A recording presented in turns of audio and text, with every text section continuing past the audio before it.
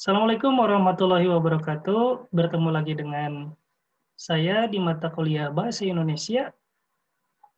Minggu lalu kita belajar mengenai ejaan, yaitu ejaan itu adalah cara melambangkan atau menyimbolkan bahasa lisan. Jadi bagaimana sih bahasa lisan itu dituliskan? Itu disebut ejaan. Bagaimana penulisan saya? S-A-Y-A. Bagaimana penulisan kamu? K-A-M-U. Ini sekarang di ejaan bahasa Indonesia. Kalau dahulu menulis kamu yaitu dengan K-A-M-O-E. Itu pada ejaan sebelumnya. Sekarang ejaannya adalah ejaan bahasa Indonesia. Pedomannya disebut Pedoman Umum Ejaan Bahasa Indonesia atau PUEBI. Hari ini kita akan belajar mengenai tata kata. Jadi bagaimana menata kata. Kata itu perlu dipilih loh, tidak langsung disisipkan di dalam sebuah kalimat. Perlu dipilih, atau ada yang disebut dengan pemilihan kata, pilihan kata, disebut juga diksi. Jadi bagaimana memilih suatu kata? Kita lihat. Ada orang dengan tas di tangannya seperti ini. Ini disebut membawa. Selanjutnya, yang bawah menjinjing. Betul atau salah? Atau terbalik? Nah, inilah pertimbangan dari pemilihan kata tersebut. Jadi, pemilihan kata dilakukan agar informasi yang ingin kita berikan sampai kepada pendengar dengan baik. Selanjutnya ini melotot, yang bawah melirik. Nah, terbalik bukan? Selanjutnya ini tertawa, ini tersenyum. Nah, terbalik bukan? Nah, ini yang disebut dengan nanti pertimbangan dalam pemilihan kata. Karena bahasa yang kita gunakan itu harus sampai kepada orang yang mendengarkan. Jadi, informasi yang sampai tersebut mengharuskan kita memilih kata dengan baik. Jadi dalam bahasa itu ada aspek bentuk dan aspek makna. Keduanya perlu dipertimbangkan agar bahasa atau kata yang dipilih nanti mampu mewakili informasi yang kita berikan kepada orang yang dituju. Kita cermati kata atau kalimat berikut. Amir adalah pewaris tunggal yang akan mendapatkan warisan orang tuanya. Sekilas kalimat berikut tidak ada masalah. Ada kata yang diwarnai merah. Amir adalah pewaris tunggal. Berarti di sini pewaris artinya yang mendapatkan warisan. Yang mendapatkan warisan. Warisan itu harta peninggalan. Tapi kita teliti dari segi bahasa ya. Pewaris dan warisan itu. Kita cermati. Menurut Kamus Besar Bahasa Indonesia, waris itu orang yang berhak menerima pusaka atau peninggalan. Warisan hartanya, harta pusaka. Pewaris yang memberikan pusaka, yang mewariskan. Mewarisi, mendapatkan pusaka, mewariskan, memberikan pusaka. Nah, pewaris itu yang mewariskan, yang memberikan. Justru yang menerima disebut ahli waris, yang menerima pusaka. Jadi kalimat tadi salah kalau dari segi bahasa. Dari segi bentuk tadi salah. Karena pewaris itu bukan yang menerima, melainkan yang memberikan.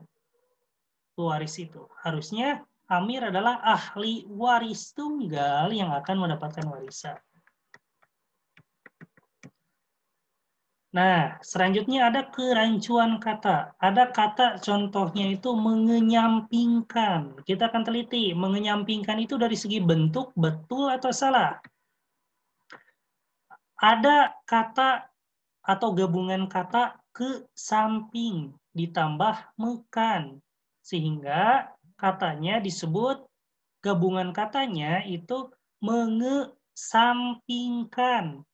Jadi yang pertama itu luluh, mengesampingkan. Yang betul itu bukan mengenyampingkan, tapi mengesampingkan. Nah, yang mengenyampingkan itu disebut kerancuan kata. Kata yang rancu, salah bentuknya. Atau seperti misalnya ada kata dirubah. Nah, dirubah, kata dasarnya apa? Rubah. Bukan, kata dasarnya ubah. Sehingga harusnya diubah. Kalau pakai menjadi bukan merubah, tapi mengubah. Nah, kerancuan kata terjadi karena memang kita tidak tahu dari aspek bentuk bahasa tersebut. Ajar, kalau dibentuk menjadi beberapa, diberikan imbuhan, itu menjadi banyak. Ada ajari, ajarkan, mengajar, mengajari, mengajarkan. Ini semuanya verba atau kata kerja. Nah, ajar itu kata dasar, ketika diberikan imbuhan bentuknya jadi banyak. Nah, bentuk yang banyak ini kita pilih sesuai dengan kalimat mana yang akan dipakai. Gitu ya, apa ajari, ajarkan, mengajar, belajar, semuanya beda artinya. Nah, dalam pemilihan kata, bentuk perlu diperhatikan karena kata dasar yang sama bisa membentuk ketika diberikan imbuhan misalnya membentuk kata yang artinya berbeda-beda. Nah, ini seperti ajar, tadi ada ajari, ada pelajar, sudah beda lagi. Pengajar, sudah beda lagi. Ini nomina, kata benda, ada pengajaran, pembelajaran, pembelajaran. Ini proses. Nah, kata, pembentukan kata itu dibentuk dari yang pertama afiksasi, yang kedua pemajemukan atau penggabungan, yang ketiga pengulangan, yang keempat pengulangan kata menjemuk. Jadi sudah dimenjemukan, diulang. Kita lihat yang pertama, afiksasi. Afiksasi itu disebut pengimbuhan. Afiksasi, sasi itu proses, afiks itu pengimbuhan, proses pengimbuhan. Jadi ada yang dibubuhkan ke dalam kata dasar. Kita lihat, afiks itu terdiri atas, yang pertama ada prefiks. Pre itu di awal, awalan. Itu bisa ber, per, men, di, ter, ke, se, pe. Penasal ya. Yang ada n-nya itu disebut penasal. Selanjutnya ada sisipan atau infix di dalam. Fix yang di dalam. Ada L, ada M, ada R, ada in. Misalnya gembung, jadi gelembung gitu ya. Gigi, jadi gerigi, pakai R berarti. Kerja, jadi kinerja. Nah, seperti itu. Itu sisipan. Selanjutnya ada akhiran atau sufiks. Kan, an, i-nya.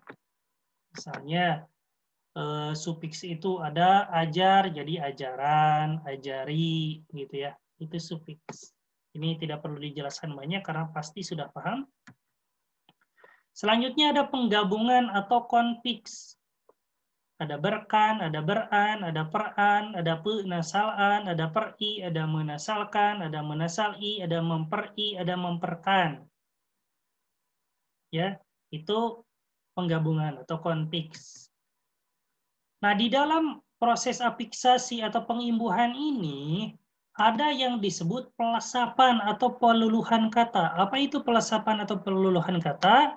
Pelesapan atau peluluhan kata yaitu ketika menasal atau penasal, menasal itu me yang ada nasalnya, penasal itu pe yang ada nasalnya. Apa itu nasalisasi? Apa itu nasal? Yaitu men, meng,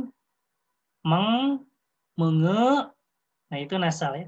Jadi men ada m-nya, men, meng, menge, mem. Nah, itu nasal-nasal. Nah, menasal atau penasal bertemu dengan k, bertemu dengan kata yang awalnya k, t, p, s itu luluh. Contohnya, menasal atau penasal ditambah koreksi. Jadi ditambah tarik, ditambah sapu, ditambah petik. Nah, ini kata-kata yang awalnya k, t, sp atau ktps. Kita lihat. Menasal atau penasal ditambah koreksi. Jadi mengoreksi orangnya, pengoreksi. Ditambah tarik, menarik, bukan mentarik.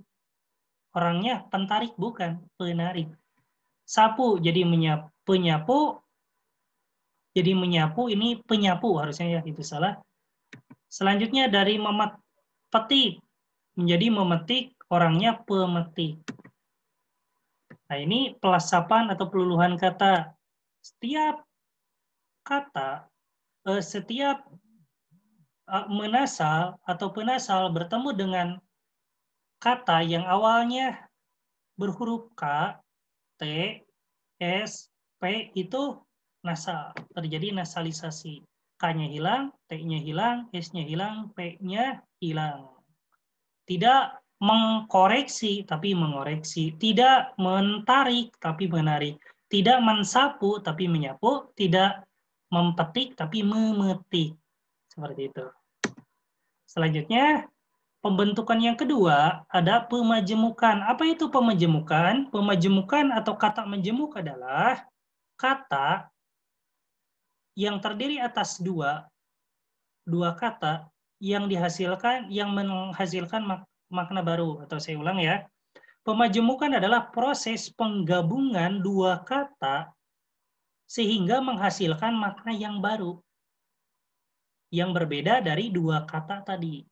Contoh, menjemuk itu ada menjemuk senyawa yang penulisannya sudah digabung, ada menjemuk tak senyawa yang penulisannya belum digabung atau dipisahkan. Seperti mata dengan hari, mata ada artinya, hari ada artinya. Ketika digabung menjadi matahari, yaitu benda langit yang bercahaya.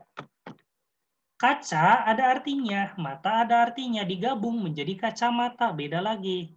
Nah, itu disebut pemajemukan. Ada juga sapu tangan, duka cita, sukacita.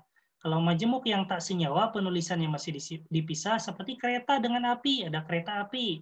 Rumah dengan sakit, ada rumah sakit, hospital. Bukan rumah yang sakit, gitu ya, tapi hospital. Rumah untuk penyembuhan orang-orang yang sakit. Mata dengan kaki, mata kaki, ada salah satu bagian tubuh. Harga diri, nah ini disebut pemajemukan. Selanjutnya ada pengulangan, misalnya seperti rumah-rumah, pembangunan-pembangunan, mengada-ngada, mengira-ngira. Seperti ini pengulangan, atau dalam bahasa linguistik disebut reduplikasi. Nah, jenis pengulangan atau reduplikasi itu ada setidaknya 4, walaupun ada bentuk lainnya katanya. Yaitu yang pertama ada kata ulang utuh atau dwilingga. Kata ulang utuh adalah kata dasar yang diulang utuh. Seperti rumah, diulang agar banyak, rumah-rumah, tiba-tiba, itu kata ulang utuh. Selanjutnya ada kata ulang sebagian atau dwipurwa, laki, jadi lelaki, sesama, tetangga, dan lain-lain. Jadi sedikit saja diulangnya. Kata ulang berimbuhan. Jadi selain diulang, ada imbuhannya juga. Seperti salam, jadi salam-salam, jadi bersalam-salaman. Maaf, maaf-maaf, maaf-maafan, bermaaf-maafan. Ada imbuhannya. Ada juga kata ulang berubah bunyi. Jadi bunyinya berubah.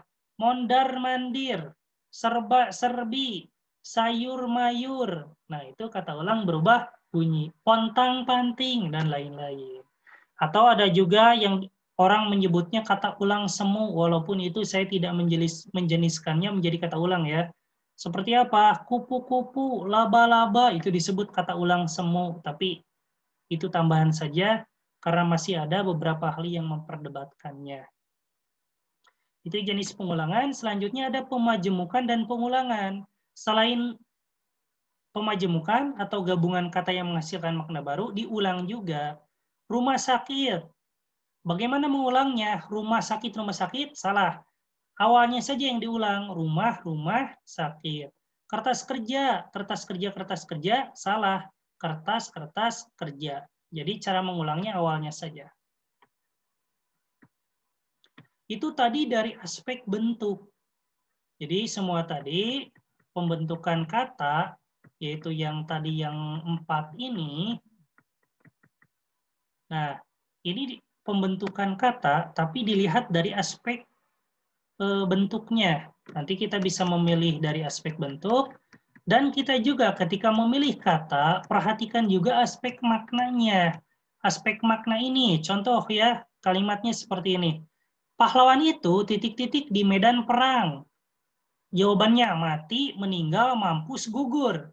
Tidak mungkin mampus kan, karena ini pahlawan, kita harus menghormati, yaitu berarti yang mana pilihnya? Yang gugur. Nah, dalam aspek makna ini, pilihan kata yang dipertimbangkan yaitu nilai rasanya, kesopanan, kesantunannya perlu diperhatikan dalam memakai bahasa itu. Tidak boleh kita menggunakan bahasa yang tidak santun. Atau kita lihat ada kalimat seperti ini. Diam, tutup mulutmu, jangan berisik. Saya harap Anda tenang. Dapatkah Anda tenang sebentar? Ini semua kalimat ini sama artinya sebenarnya. Menyuruh agar orang lain tidak berisik atau berhenti berbicara. Tapi yang manakah yang kita pilih? Tentu dari segi aspek makna, kita akan memilih yang terakhir. Dapatkah Anda tenang sebentar? Atau agak mending yang saya harap Anda tenang. Daripada yang diam, tutup mulutmu, jangan berisik. Jadi, tadi kesimpulannya yaitu pilihan kata bisa dilihat dari aspek bentuk dan aspek makna. Kalau dalam aspek bentuk, artinya benar tidak. Kalau dalam aspek makna, artinya baik tidak.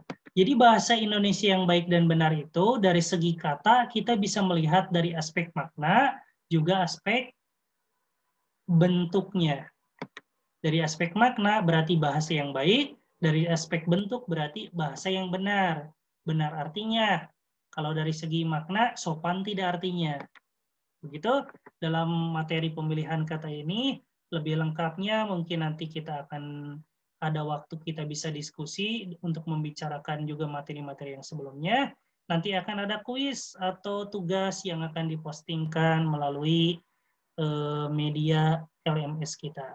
Terima kasih. Wassalamualaikum warahmatullahi wabarakatuh.